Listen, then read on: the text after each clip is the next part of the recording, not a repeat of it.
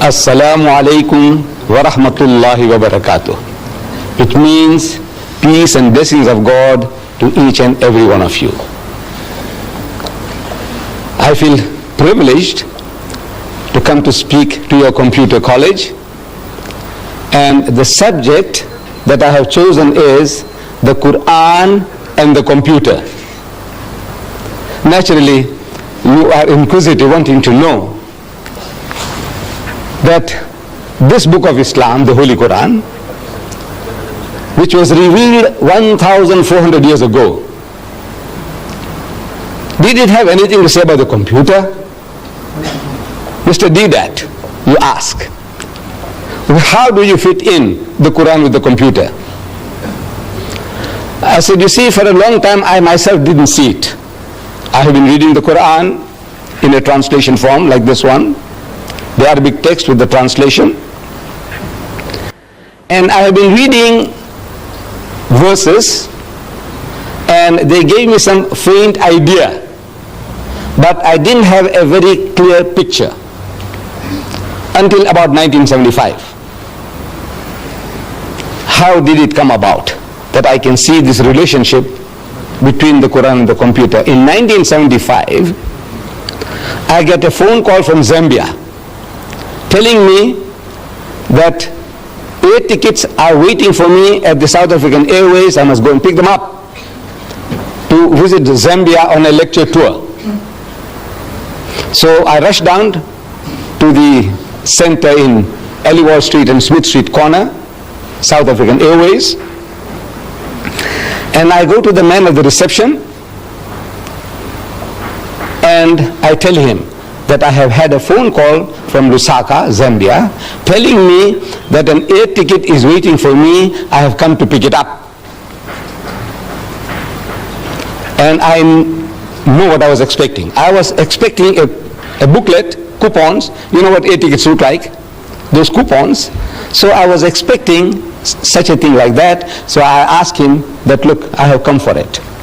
So he tells me, he said, see one of these ladies. About a dozen of them were seated in a semicircular form with those terminals, visual terminals. So, see one of these ladies there. How can you see one of those ladies? To me, only one person out of the lot might have my tickets. I know what tickets look like. So I'm asking him, which one? So the way the guy flings his hands, and he tells me, like any one of them. I said, look, I'm speaking so nicely to the man. Why should he be so impolite? Is it because he's a white man and I'm an Indian? But I had no alternative. The way he directed me, I had to go. The first lady I saw was doing nothing. She was sitting at the terminal. I go up to her. I said, excuse me, madam, I have had a phone call from Lusaka and they tell me that there is an air ticket waiting for me. I have come to pick it up.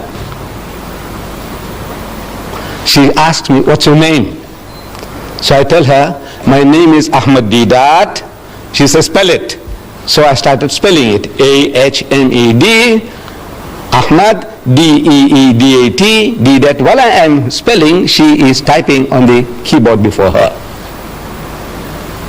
She said, yes. In other words, that means she's got it. Yes, so what now?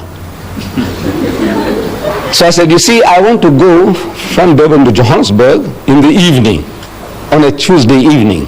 What have you got for me? What arrangements? She said, well, there is one at 6 p.m. I said, right, that suits me fine. Can you book me on? She said, yes. It's done. So I tell her, you see, on Wednesday now, the next day, I want to reach Lusaka at 3 o'clock in the afternoon. That's what my hosts in Zambia told me. I must arrive there at 3 o'clock in the afternoon. I want to be there at 3 o'clock. Now, what arrangements can you make for that? So she typed again on the keyboard. And she's asking me, do you want to go through Maputo or through Gaborone? I said, look, it doesn't matter. As long as I'm in Lusaka at 3 p.m. So she types again, and she said, you see, you are booked on Zambian Airlines, and the other plane to transfer this ticket to another we have to contact Zambian Airlines. And there is a national holiday in Zambia today, so we can't contact Zambian Airlines. So please come tomorrow. And you can imagine my disappointment walking from near the mosque Madrasa Arcade to Smith Street and expecting the ticket in my hands, that it was almost within my reach but not within my grasp. Disappointed. Come tomorrow. So I'm asking the lady, I says, Madam, where did you get all this information from? So she tells me this is from the head computer in Johannesburg. I said, you know, when you were trying to book me in at the 6 o'clock flight, suppose there was only one seat left, and there were more than one of these terminals might have been trying to get the ticket. What happens then? He said, no, the first one within the second, he gets ahead, he gets a ticket, and the rest is blank. How does this happen? He said, you see, every computer in the country which is connected to the head computer has access to that knowledge. The head computer in Johannesburg. Everyone with this terminal has access to that. I said, I see. And I came out, walking back to my offices in Madrasa Arcade. While I'm walking back, the thought occurs to me that this is how this Qur'an was revealed. This Qur'an. And verse from the Qur'an, from the 85th chapter, the last verses 21 and 23, the last verses, tells me, بَلْ هُوَ قُرْآنٌ مَجِيدٌ فِي لَوْحٍ مَحْفُوظٍ, that nay, this is inscribed in the glorious Qur'an from a tablet preserved. From a preserved tablet. Now, if you have a volume like this, and if you want to know what the Qur'an says about the Qur'an, you open, just like in a dictionary, in Q, just like in the index, Q, it will tell you everything the Qur'an says about the Qur'an. I'll give you examples.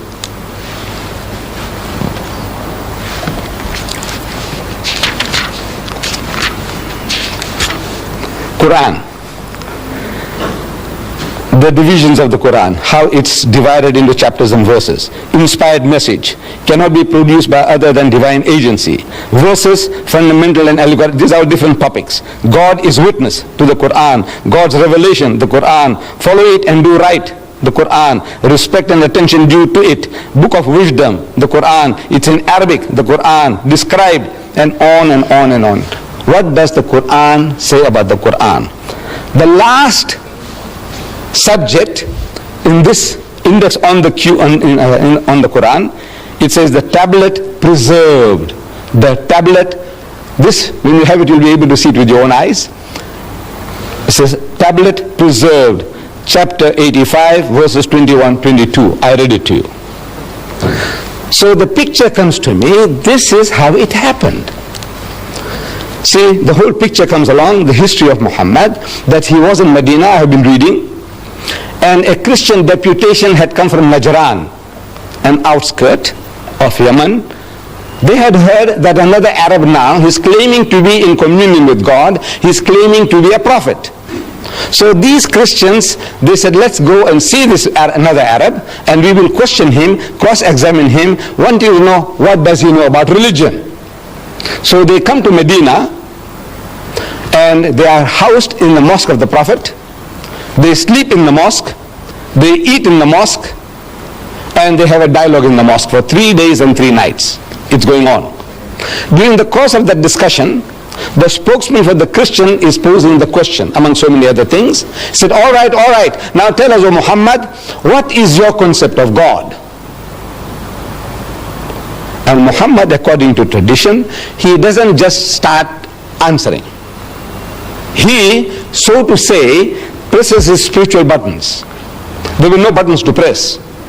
But I said, so to say, he presses his spiritual buttons, trying to commune with God. He said, oh my Lord, what shall I say? What shall I say? He could have made a case. like we do. At times when we are asked questions, we have no ready answers, so what do? We beat around the bush. We fumble to gather our thoughts. You see, it's like this and it's like that and so on. While we are talking, while we are trying to share, our thoughts are coming into focus. That's what we do. If I were to ask you, my children, what is 6 times 6? Immediate answer. I take it. 36. 6 6 36. I say, what is 12 times 12? You say 144. Because you have a ready answer. But if you didn't have a ready answer, what do? You say, well, you see, 6 times 6, you take 6 and you put 6 times 6, 6, 6, and then we add, and 6 is 12, and 6 is 18. And you are fumbling for the answer, but you will get it. But you fumble for it. That's how what we normally do.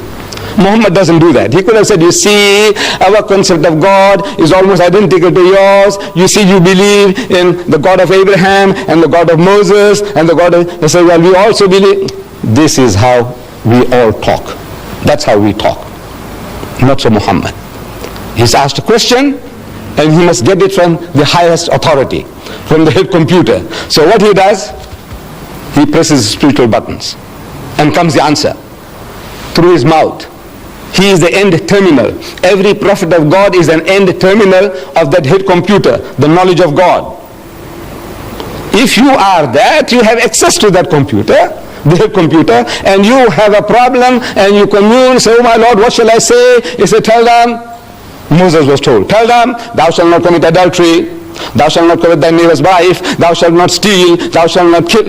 You see? So he's telling them, from the head computer, whatever knowledge is given, the prophet of God, the man of God, he articulates them. So he wants to know, what shall I say? Comes the answer. You will see it in the 112th chapter of the Qur'an. Amazing. You open the chapter, it begins. Qul huwallahu ahad. Say, he is God, the one and only. Allahu samad, God the eternal absolute.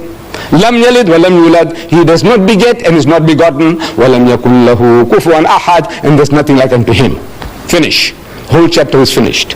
4 verses. And back to normal. He said, you see, this is our concept of God. When he spoke, while he was speaking, the normal discussion was on a different level of speech. Now, when he's uttering those words, he's on a different level.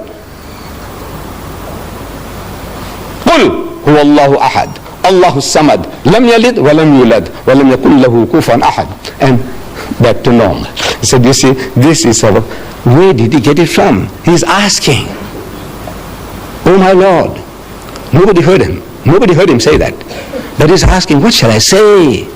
Comes the answer. I want you to see it in this book.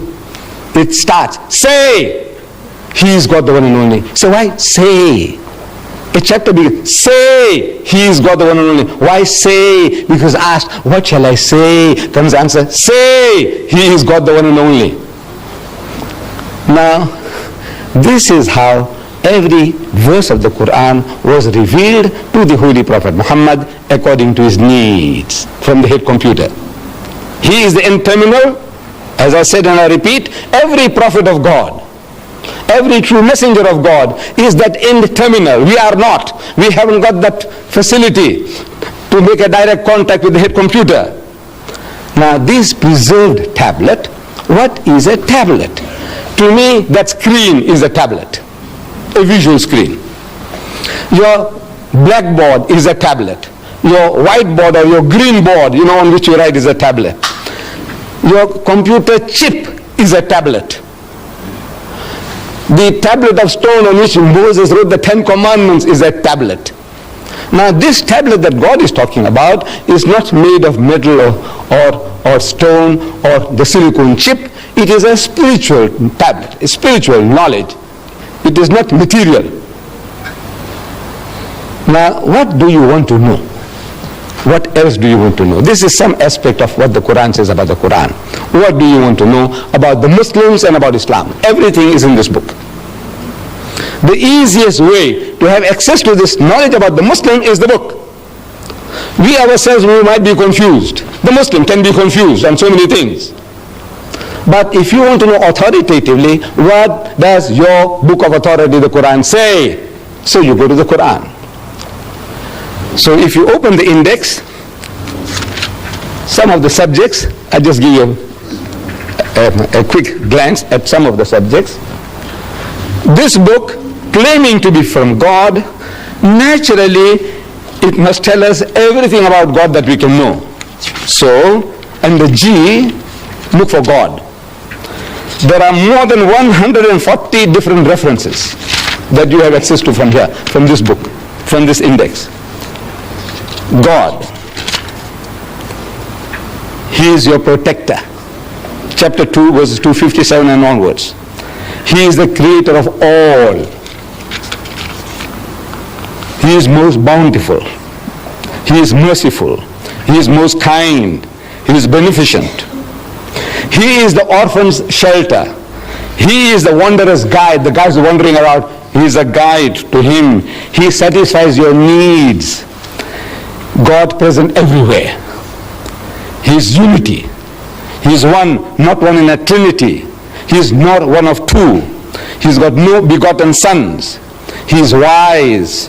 He is best disposed of affairs. He is most high great. He is irresistible. He is never unjust. He is exalted in power. He is free of all wants. He is worthy of all praise. And on and on and on. You want to know what does it say about man? Under M, look for man. Man means mankind. Men and women. Man. Let's see what it says about man. Man.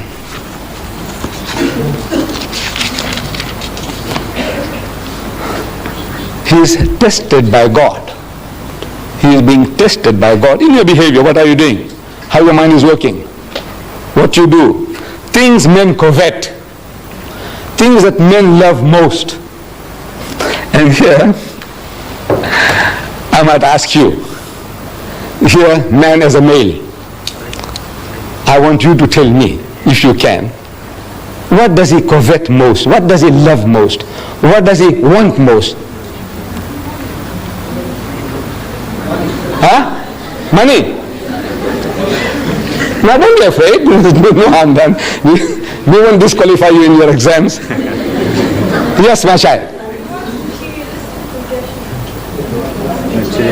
Materialistic. Power. Huh? Huh? Who said that? Who said that? What did she say? Woman. Woman. Yes, woman. Look, this is 1400 years ago. This man Muhammad is made to say things men covet. I want you to look it up when you have this book. You will have this book. Each and every one of you will be entitled to this book free. I will give it to you all free. This encyclopedia.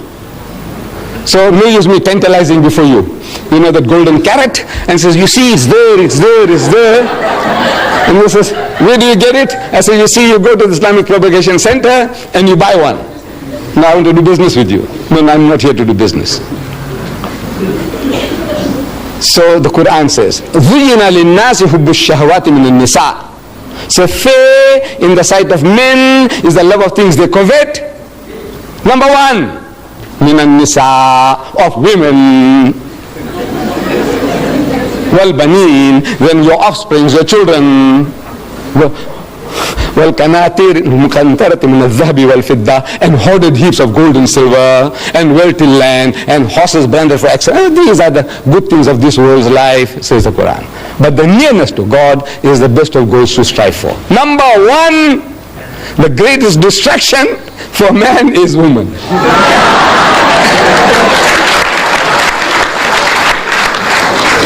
And I'm telling the Westerner, you see, look, as the Westerner, he knows this better than us. The Westerner, he knows this. See, he exploits this weakness of man to the limit. Lucien Motors in Smith Street, Durban, they advertise second-hand trucks. But on the trucks that they advertise, there's a woman in the bikini on top of the truck. G Knots, they were in Field Street before, they've gone to Notre Dame now. G Knots, they sell farm implements, but on the tractors that they advertise, there's a woman in the bikini on top of the tractor. I'm asking, what has a woman in the bikini got to do with a second-hand truck or with a tractor? Now you tell me. Except the man. You know, he will be enticed to read. He'll be enticed to read because of the woman in the bikini. He wants to know now what about her? So he reads about the tractor, he reads about second-hand trucks because of the woman in the bikini. Then BMW has beaten the lot. It's a motor car, from my understanding, a little better than the Mercedes-Benz. I have had my Volkswagen Beetle 4 times over. You know, I had the first one, 120,000 miles I did, and then next one and next one. Now they don't produce them anymore, those Beetles, you know. Now I have to buy a Golf. First Golf finished, then I had to buy a second Golf, and I got my second or third one now. I'm still not in the market for a BMW. I don't know about you, Mr. Maharaj, Natal Computer College. So, but I see the advert in our daily news, our local paper. BMW motor car, advertised. A picture of the BMW motor car. In front of the motor car, there's a woman in the skimpiest of bikini, what you call the tanga, you know, the G-string.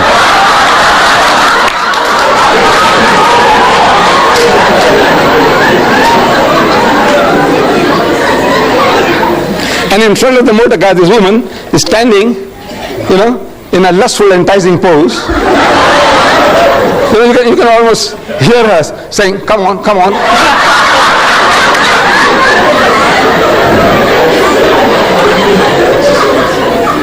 And it is written at the bottom, "Test drive her now." Who? The woman of the car. Who? Now you see what? I said I'm not in the market for it, but I had to read it. I had to read it. You blame me? I'm 73. Sorry, I've taken you off. Things men covet. You see it there. He's ungrateful. The ungrateful rich man. He is ever ungrateful. Leave out one to another. You know, we do some little favors for one another and we expect some kind of gratitude. Fidelity, faithfulness. One of our South African poets, he describes it very beautifully, the ingratitude of man. He says, fidelity, faithfulness, is said to be a human attribute which makes a modern gentleman distinguished from the brute. But that supreme fidelity, inborn in every hound, in every dog, which is the mark of man's best friend, in man is rarely found. This faithfulness, gratitude, the dog shows it. But mankind in general, the most ungrateful of people, one to another and to our Maker. If you are not grateful to our Creator, what is man to man? What? I give you this book, and I expect you to be, every time you say, Mr. Deedat, thank you very much, for that book. I expect that from you? No, I don't expect it. I shouldn't expect, because if I expect that, I'll be disappointed in mankind. I won't do anybody any good at any time. So look, these are all ungrateful wretches. Let them go to hell. I said, no, that's not my job to send people to hell. I says, no, I must do my best. I don't expect any reward from anybody at any time. He's ungrateful. He is given to hasty deeds. Everything he does in a hurry, and then he regrets afterwards. And on and on and on. What do you want to know? You want to know about Jesus, open J. Everything about Jesus. You want to know about Moses, everything about Moses. You want to know about marriage in Islam, under M. You want to know about divorce in Islam, under D. What do you want to know? Everything on your fingertips. Now this book is yours. There's no bluff. You see, the only thing you have to do is collect these cards. These cards will be given out to you at the end of the talk. Each and every one is entitled to have a card. Only one, please. This card, you take it to 124 Queen Street, opposite the mosque in Queen Street. There's our Islamic television there in the window. Next door there's our shop there, also Islamic Vision, 124, 126, the address is given here. You go and present this, that's all. You give this card and they give you a book, this encyclopedia of 2,000 pages. How much? How much? Free. The only thing you have to do is take this little amount of trouble to go and give the card to get your book. Give your card, get your book. Now, what you do, suppose you take this card, and before you go out, somebody tells you, man, you will get caught with this book. This book is going to capture your mind, is going to enslave your mind, and if you get terrified, what you do? Tear it and throw it away. There's one book gone. Just tear it and throw it away. But you owe it to yourself.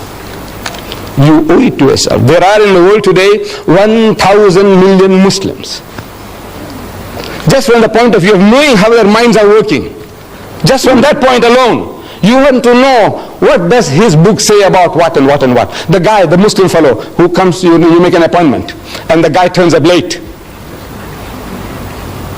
Now, we are all, I don't know, most especially we black people, Indians, Africans, Coloreds, we are all, Muslim or non-Muslim, we are all not punctual. Generally, we are a very unpunctual people. We don't value time.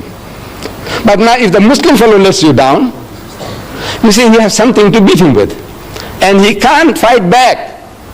You ask him, he says, you Muslim? He says, yes, I'm Muslim. He's very proud to say he's a Muslim, yes. And you're late? He said, well, I said, wait. You are going through a special training of punctuality. Once a year for 30 days, you are so punctual to the second, to the minute. In your fasting month, you fast? He said, yes. You fast? He said, yes. When you break your fast, when do you break your fast? Certain fixed time, right? He said, right. And you wait with the watch on your hands. Or in the mosque you wait for the muazzin to give the azan. Allah, immediately you break your fast. Right?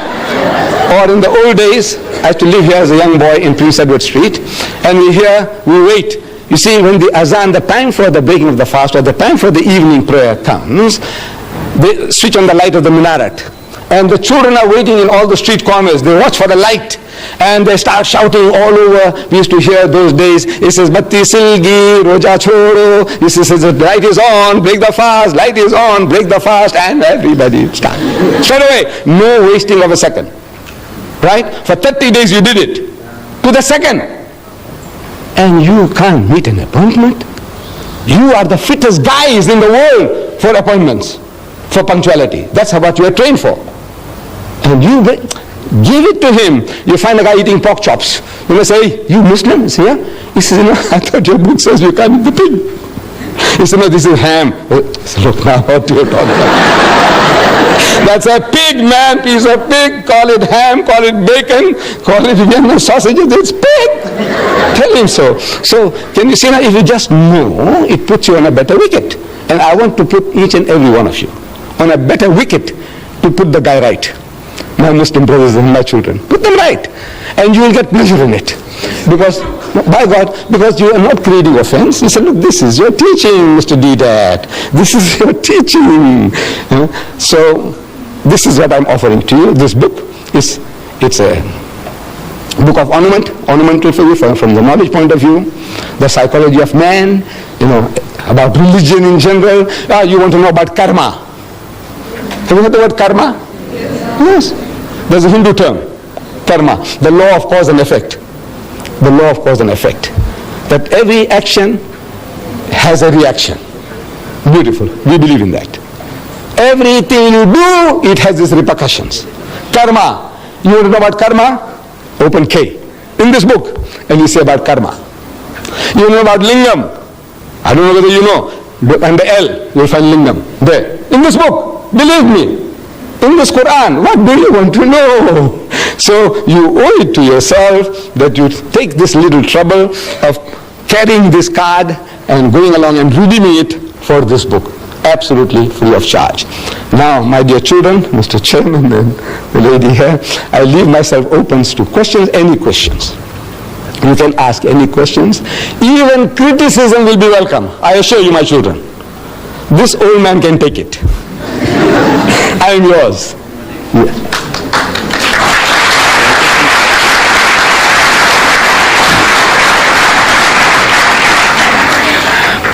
Thank you, Mr. Deedat, for that rather enjoyable and enlightening talk. Please feel free to ask Mr. Deedat any questions whatsoever.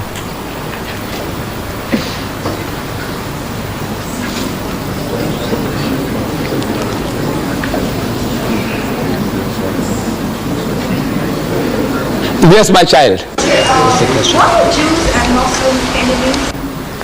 If you come a little closer, please don't be shy. Please don't be shy, so that the camera can also catch your question. If you don't mind. No harm done. Okay, why are Jews and Muslims enemies? Are the Muslims and the Jews, are they not enemies? Why are they enemies? Yes, thank you for your question, ma'am. Now, we as Muslims and Jews, or Muslims and Christians, or Muslims and Hindus, we are not enemies to one another. But we are at war. The Jews and the Muslims are at war. What are they fighting about? They are fighting for a piece of land called Palestine. My brothers, the Arabs, they say Palestine belongs to them. My cousins, the Jews, they say Palestine belongs to them. It's a battle for the land. We have between brothers and brothers. Brother, they're all, among us especially. Father dies, and you find that this estate can't be settled. They must go to court. They must go to court. The dividing the shares, the inheritance. There's a war after war. Every Indian, I'm talking about the Muslims. You see, I don't know about the Hindus so much, but I know my own people. You have to go to court. You have to go to court. So this is brother and brother. We are brothers and cousins now, and both are claiming the same piece of land. What are the rights and wrongs of it? Now that is something that we can discuss. We can talk. For example, I'm talking to the Jews. I say, come and talk to me. I'm talking to the Jews. I've spoken to the University of Cape Town. I've spoken to them here at the Natal University. I have had so many discussions with them. I have written a book, Arabs and Israel, Conflict or Conciliation, and I sent it to every influential Jew in the country, in South Africa. The reaction was, they want to kill me, they want to bomb me. I said, come, talk to him. I got it all recorded, when they phone up and they use abusive language and what they're going to do to me and all that. I said, come and talk. Because my book says, call them. Call people to a dialogue. Come, let us talk. See if we can see reason. So it is not Muslim want to kill Jews or Jews wanting to kill Muslims. Because we have lived together, Muslim and the Jews, for over 1,000 years, no problem. You see, in Spain, the Muslims ruled Spain for 800 years, and the Jews were the second highest in the hierarchy, doing work among the Muslims. The greatest achievement of the Jews was by the Jews in Spain and the Muslim rule. And for 1,000 years, when the Christians were persecuting the Jews, and when they ran for shelter, protection, refuge, they went to Muslim lands. And every Muslim country accepted them with open arms. Say, ahlan wa sahlan. It's a family and plain, come and live among us. We are the children of the same father, Abraham. Abraham had 2 sons, Ishmael and Isaac. You are the children of Isaac. You are the children of Ishmael. As such, we are brothers. Come live together. And they lived for 1,000 years, not a single riot against the Jews, nothing. The only time the problem started was with Palestine. When the Jews, they went to seek shelter there, and they went and they filled up, and then they said, now we will take over. For the first time, the Muslim wakes up to the reality. He says, now everything, this guy is going to take it over. Inch by inch, the guy's got in. Now he's got the backing of the Western nations, and he's technologically more advanced than the poor Palestinians. Illiterate, ignorant people, and he says, now these are easy meat for them. So now they wake up, he says, no man, this is not right. So this conflict from 1918 onwards, prior to that, no problems between the Muslims and the Jews. Any other question? Yes, my son. What's your opinion on a satanic person? Well, as the words say, satanic. The guy is satanic. The guy who wrote the satanic verses is satanic. You see, the trouble is that bulk of the people, nobody has really read the book. In the Royal Albert Hall, I went and spoke about that book of Rushdie. 6,000 people. And I made the chairman to read the introduction. There's a poetic introduction, a quotation by Daniel Defoe, some literary man, his quotation about the devil. So I made the chairman to read it from the satanic verses. And the chairman read it and is asking 6,000 people, anybody at any time has read this, or you have seen it anywhere, or you read anywhere. Out of 6,000 people, one guy put up his hand. Where? In the Satanic verses. Then I'm asking the people, the audience. I said, you see, Rushdie has something special to tell about you Londoners. I said, on the very first page, he calls you all bastards. You Londoners are all bastards. Do you know that? No. I said, Londoners, I said, you, whether you are an English Londoner, or a Pakistani Londoner, or a Sikh Londoner, or a Hindu Londoner, you are a Londoner, you are a bastard. Shocked. I said, look, what have you been reading? You say this book is very good. I said, come on, talk to me. Then, of course, it was more than an hour's talk. I'm giving him what he says about Rama, what he says about Sita. Did you read it?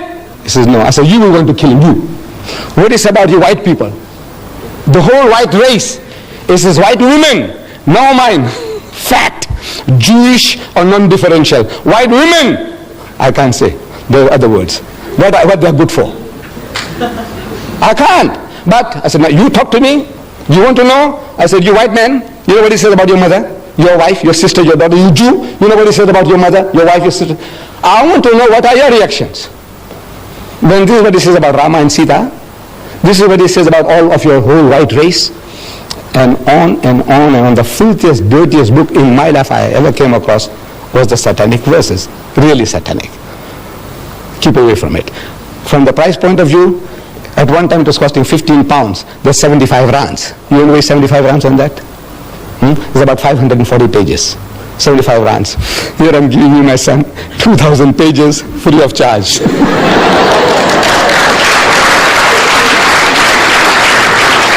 Yes.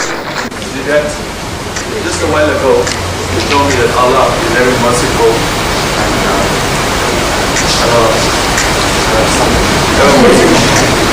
Now, I know someone rushed you terribly wrong, right? But anyway, we're living in the modern times now, and we have freedom of speech, freedom of writing.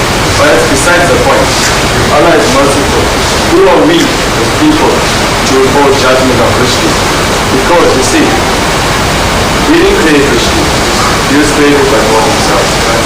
And who are we to formulate opinions and impose death sentences upon him when we have God himself to decide? Now, if Allah is merciful, why can't we be merciful? Beautiful. Beautiful. I'm an Hindu student, right? And my scriptures teach you to be obedient, merciful, and sympathetic to other people. Now, we must sympathize with Rushdie. We understand he has a problem, but we're not in a position to impose death sentences upon him as the late Ayatollah Khomeini did. Now, I appeal to the Muslim people and Muslims in general to forgive Rushdie and give him a break and allow him to apologize and take back his case.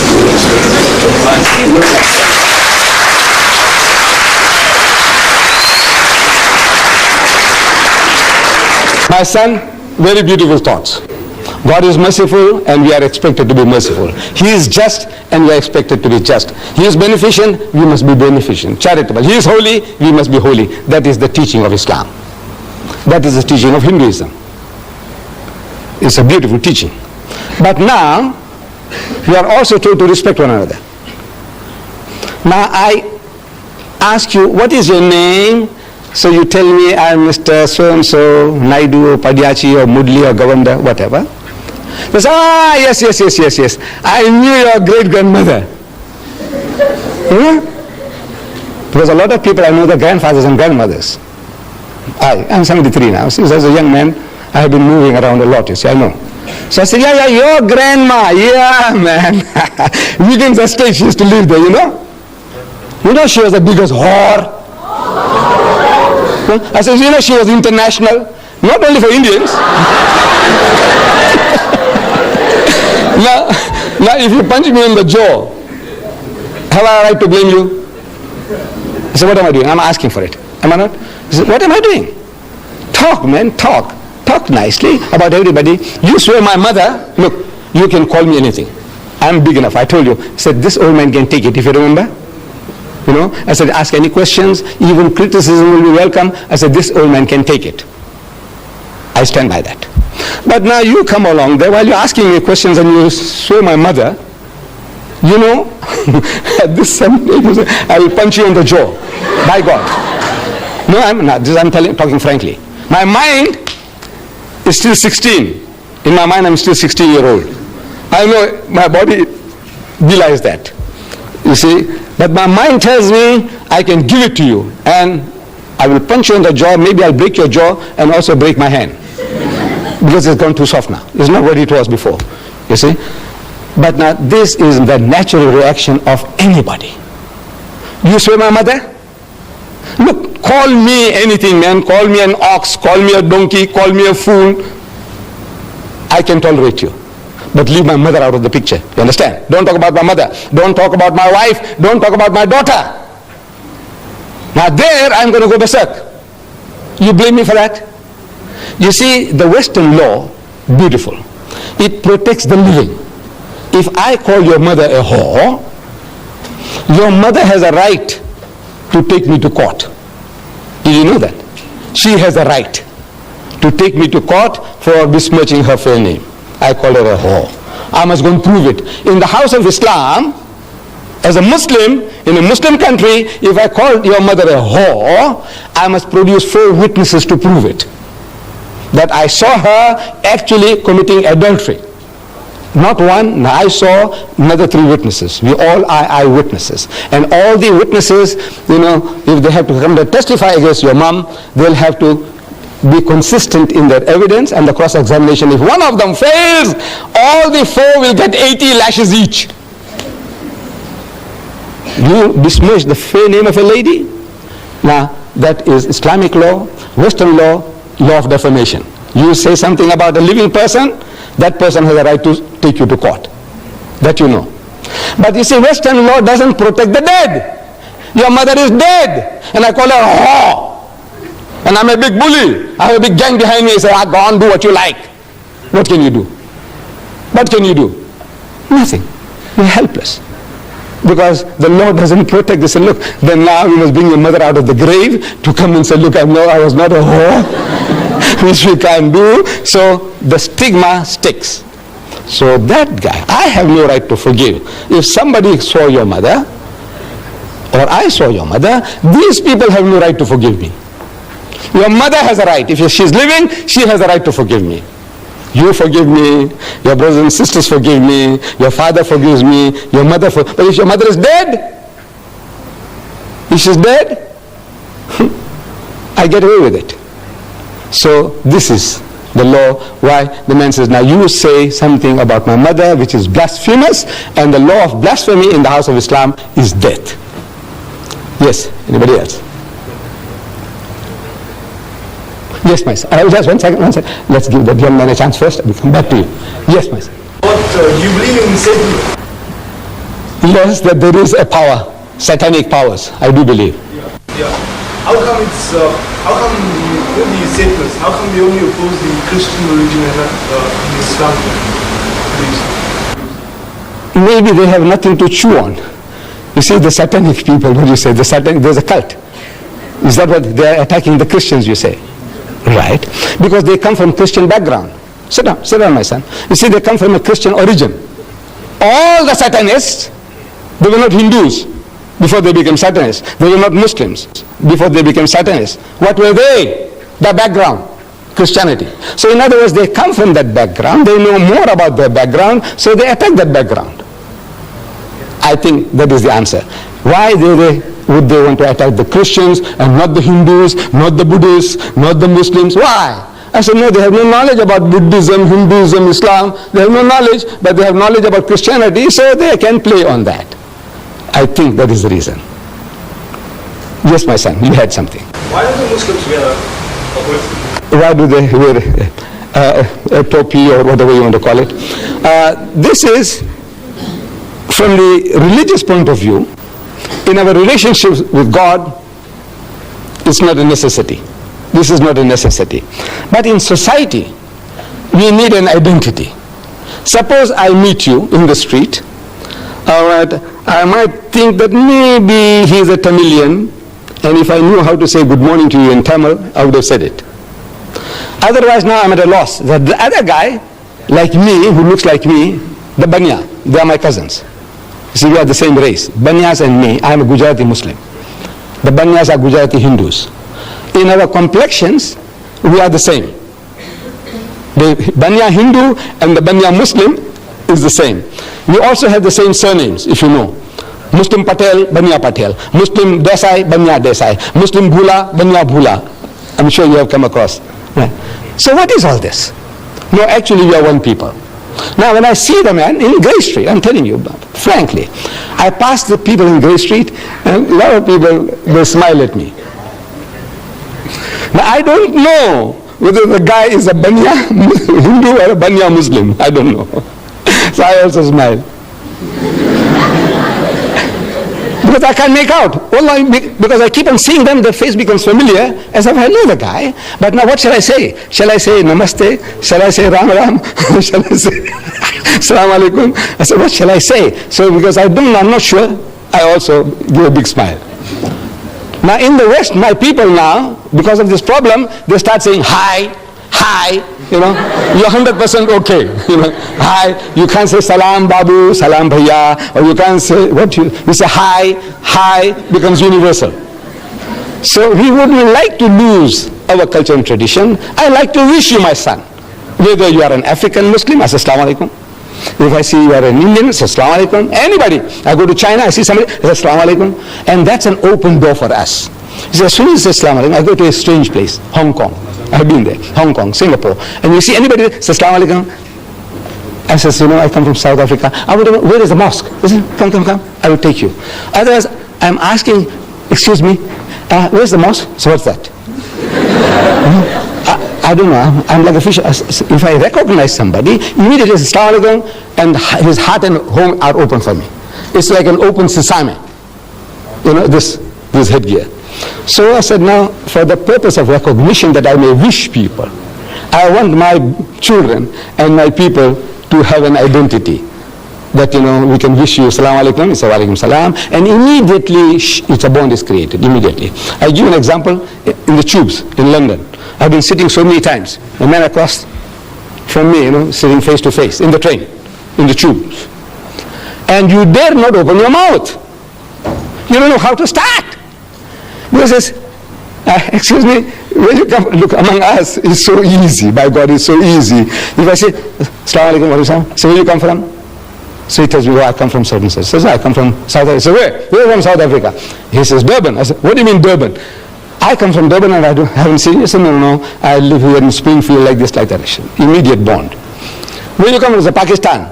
I said, you know, I was also in Pakistan for 3 years. You know, I was in bond, immediate bond. But now, the other guy, because they're not used to that, as soon as I ask, they say, where you come from? He said, well, that's your business. I said, your business. The other guy, I can ask him immediately, our culture. He said, are you married? This young fellow here. He said, no. I said, well, what's wrong with you? Huh? Come on, I'll show you, there's Mr. Deedat's daughter. No, this is our culture. Are you married? Yes. And the children? Look, this is to us like we are all open book to everybody. We want to know, we want you to know everything about me and I want to know everything about you. And this does it when I know that this is our cultural background, I can talk to you more freely. Otherwise I'm afraid. If as soon as I ask you some question, you say, what are you from the inspector? Receiver of revenue? What is it? Yes. Yes, a lady, yes. Why don't females go to mosque? Yes. Why don't females to the mosque? Yes. You see, the mosque, the obligation to pray in the house of Islam is on everybody, male and female. We are all obligated. Fasting, same. Pilgrimage, everything that the man does, the woman does. Everything, same. But there is what is called a segregation of the sexes in the house of Islam. Like among the Africans, it's a shanipa, respect for womanhood. So the man comes along into the kraal, the men go with the men, and the women go with the women. Now in our culture, it's the same. There is what is called a segregation of the sexes. Men and women are not allowed to freely intermingle. So in the absence of a separate facility in the mosque, where they can come into the mosque without intermingling with men, they pray at home. But now in the mosques in South Africa, provisions are being made. where you have a separate entrance for the ladies, separate ablution facility for washing, toilets, everything separate. They are in the mosque, yet out of the mosque. In other words, what is forbidden is free intermingling. In the house of Islam, means in our teaching, no Muslim man has a right to be alone with a woman who is not his mother or wife or sister or daughter. Everybody else is to keep them at a respectable distance. If I was going to Johannesburg, alone in the car, I need company. If I see you, my sister, my daughter, you standing by the roadside, trying to thumb a lift, my religion says don't give her a lift. Not because you are an African. Even a woman of my own race, don't give her a lift. But if she's accompanied by a man, maybe her husband, maybe her brother, maybe her father, it's an act of charity. Come inside, I'm empty, where are you going? I'm going as far as Newcastle, etc. Get in. Free. It's an act of charity. But if the woman is alone, whatever race, my own race, they said, don't give her a lift. Why? Because it is a challenge to man's manliness if he doesn't make some suggestions. This is man, any man, every man. Unless he's a hypocrite or something else wrong with him. A man is a man. He has a woman beside him and he's traveling alone now. He wants to know, are you married? He says, no. Have you got any boyfriends? He was, are you married? How long? 15 years. Any children? He says, no. He says, Mr. Naidu, working hard enough. Big joke. This is man, any man. See, every man is like that. So therefore, this is now, look, before that thing happens, this old man, I'm talking about this old man himself. Look, before that happens, you see now, you are nice and jovial, you're smiling, I say some small joke and you laugh like hell, in the car. To me, this woman is game. She is fair meat. This is man, any man, every man. So, Islam says, keep him at arm's length. I must keep you respectfully at a distance, and you keep me at a respectable distance. This is the reason there is no free intermingling of the sexes. Yes. Yes, my son. With all due respect to your religion, may I know what is the purpose of circumcision? Because I mean, now, if I were to join your Muslim sect as such, that hurts. Right. Agreed. The young man wants to know about circumcision. I know that is the biggest barrier, in we getting converts.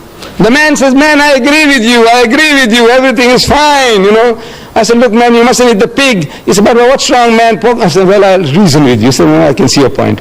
I said, look, you mustn't drink. He said, but uncle, a little nip or a tot, man. I said, look, my son, these are the dangers. He said, well, I can see your point. I said, no, don't be promiscuous. Don't go along and dance with other people's wives and daughters. I said, but what's wrong, uncle? I said, look, I will reason with you. And he says, uncle, I see your point of view. But now, you agree with everything. And I said, now, circumcision. That's hard.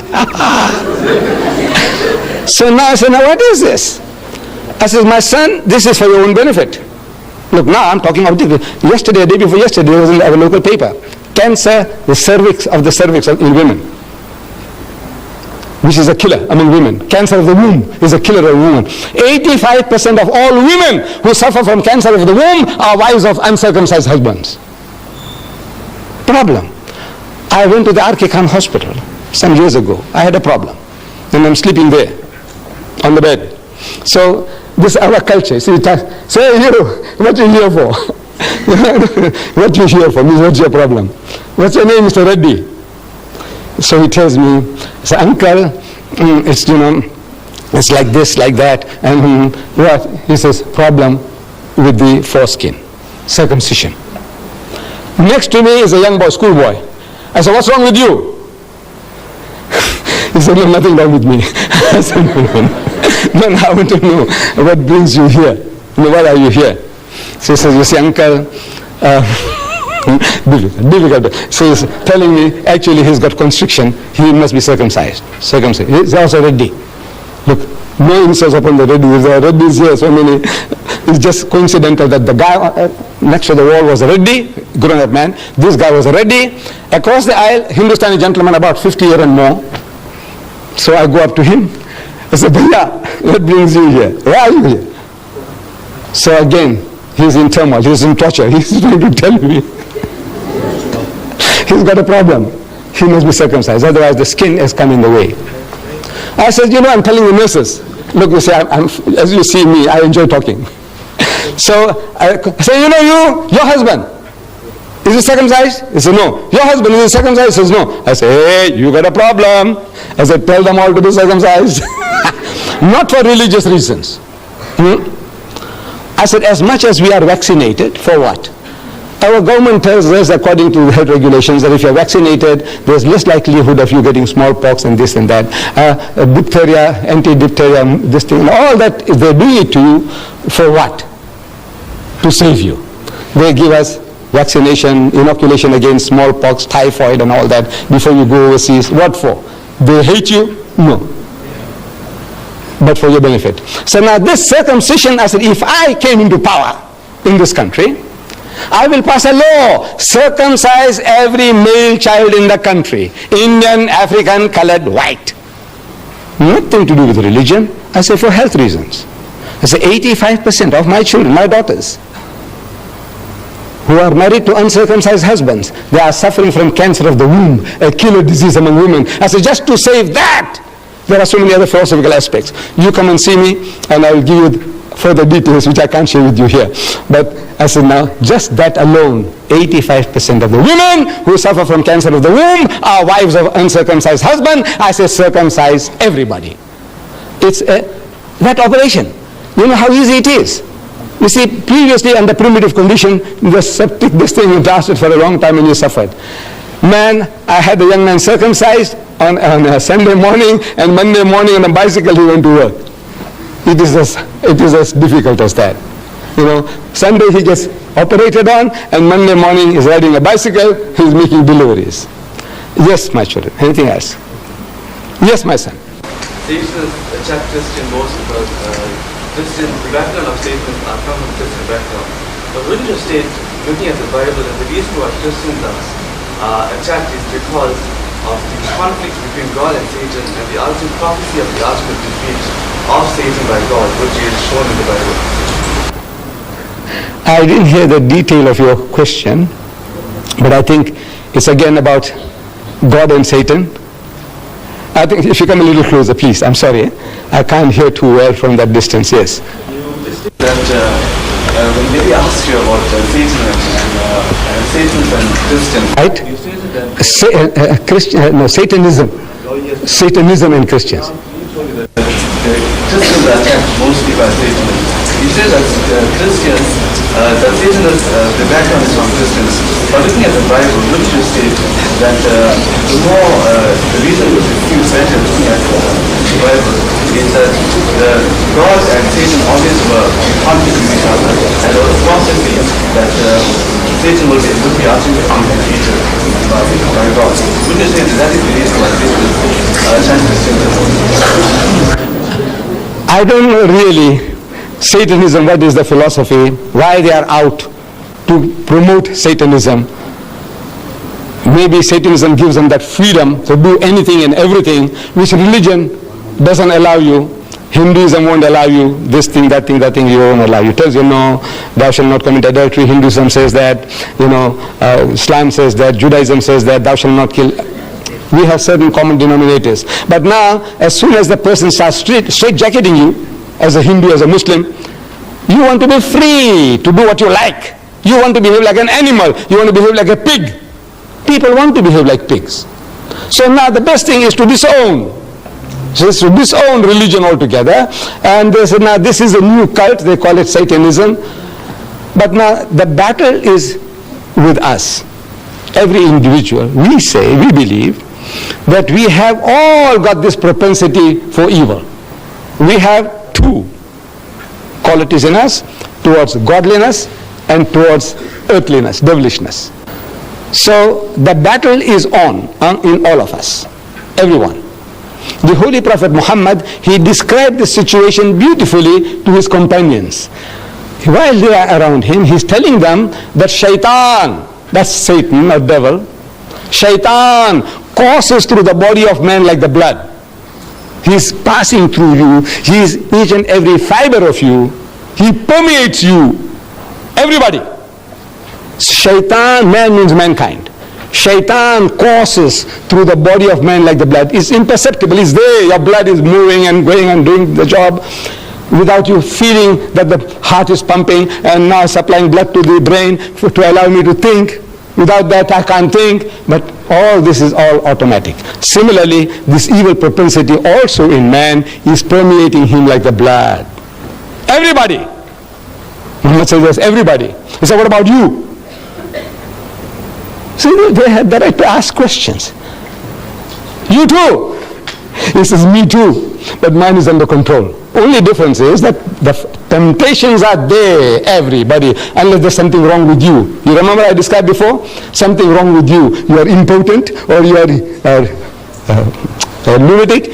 Those are different matters. But otherwise, everyone, we have these propensities and the battle is on. And we are to overcome those evil propensities. You say, the devil, the devil. You go and steal and you blame the devil.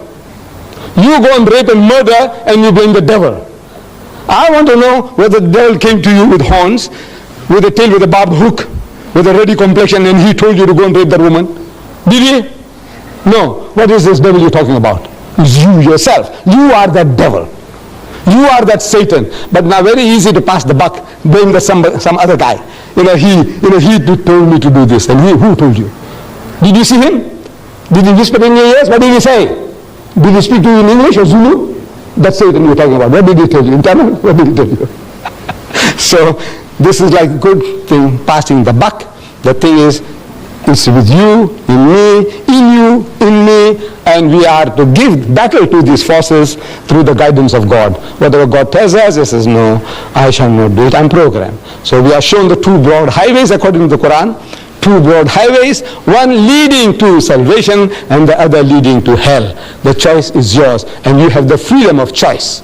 That freedom of will is given to you. You make your choice and you make your decision and therefore you are accountable. You will have to pay for it. You might get away here, but not in the hereafter. Yes. You want me to continue? Yes. Since if you have any more questions, I'm here. You think you have had enough? All right.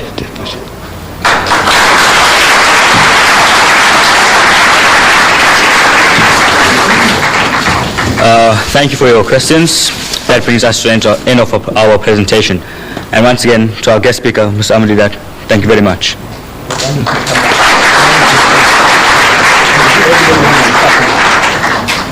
Thank you, Mr. Deedat, for a very enlightening and interesting speech.